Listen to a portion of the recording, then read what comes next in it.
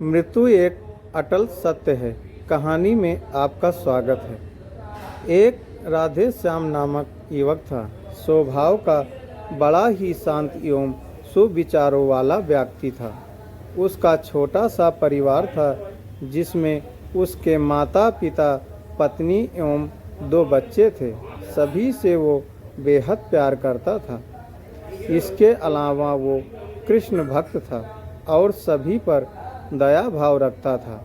ज़रूरतमंदों की सेवा करता था, किसी को दुख नहीं देता था और उसके इन्हीं गुणों के कारण श्री कृष्ण उससे बहुत प्रसन्न थे और सदैव उसके साथ रहते थे।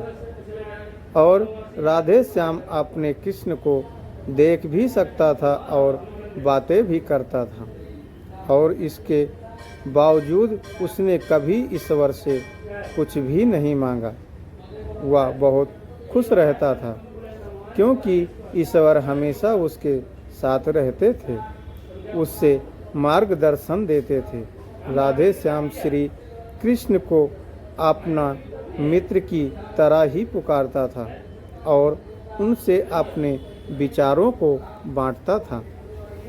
और एक दिन राधे श्याम के पिता की तबीयत अचानक सी खराब हो गई। उन्हें अस्पताल में भर्ती किया गया। उसने सभी डॉक्टर के हाथ जोड़े और अपने पिता को बचाने की मिन्नतें करने लगा, लेकिन सभी ने उससे कहा कि वो ज़्यादा उम्मीद नहीं दे सकते थे, क्योंकि और सभी ने उसे भगवान पर भरोसा रखने को कहा। तभी राधे श्याम को कृष्ण का ख्याल आया और उसने अपने कृष्ण को पुकारा। कृष्ण दौड़े दौड़े चले आए। राधे श्याम ने कहा, मित्र, तुम तो भगवान हो, मेरे पिता को बचा लो। जब कृष्ण ने कहा, मित्र, ये मेरे हाथों में नहीं है।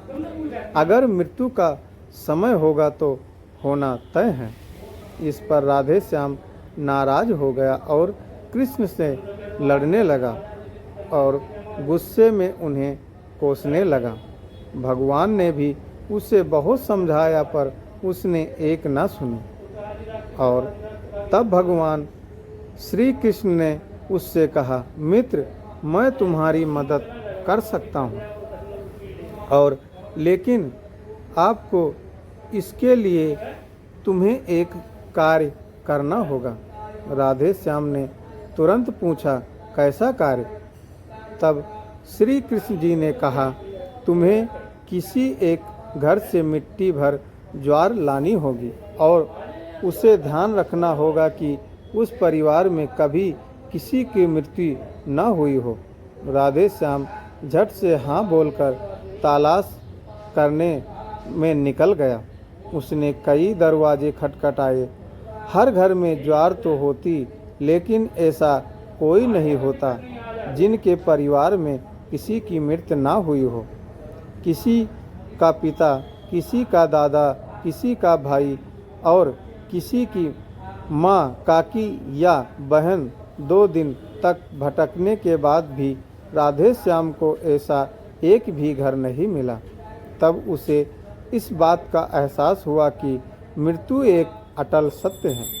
इसका सामना सभी को करना होता है। इसमें कोई भी नहीं भाग सकता, और वो अपने व्यवहार के लिए श्री कृष्ण जी से क्षमा मांगता है और निर्णय लेता है, जब तक उसके पिता जीवित हैं उनकी सेवा करेगा। और थोड़े दिनों बाद राधे श्याम के पिता का स्वर्ग सिधार जाते हैं। उसे दुख तो होता है, लेकिन ईश्वर की दी उस सीख के कारण उसका मन शांत रहता है। दोस्तों, इसी प्रकार हम सभी को इस सच को स्वीकार करना चाहिए कि मृत्यु एक अटल सत्य है। उसे नकारना मूर्खता है। दुख होता है, लेकिन उसमें फंस जाना गलत है, क्योंकि केवल आप ही उस दुख से पीड़ित नहीं हैं, अपितु संपूर्ण मानव जात उस दुख से रूबरू होती ही है। ऐसे सच को स्वीकार कर आगे बढ़ना ही जीवन है। कई बार हम अपने किसी खास के चले जाने से इतने बेबस हो जाते हैं कि सामने खड़ा जीवन और उससे जुड़े लोग हमें दिखाई ही नहीं पड़ते हैं। ऐसे अंधकार से निकलना मुश्किल हो जाता है।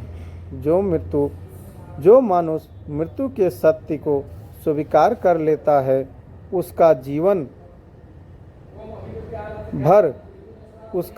भर विहीन हो जाता है और उसे कभी कोई कष्ट तोड़ भी नहीं सकता है, जो कि जीवन के हर क्षेत्र में आगे बढ़ने में और सफलता को अर्जित करने में हमें मदद करता है।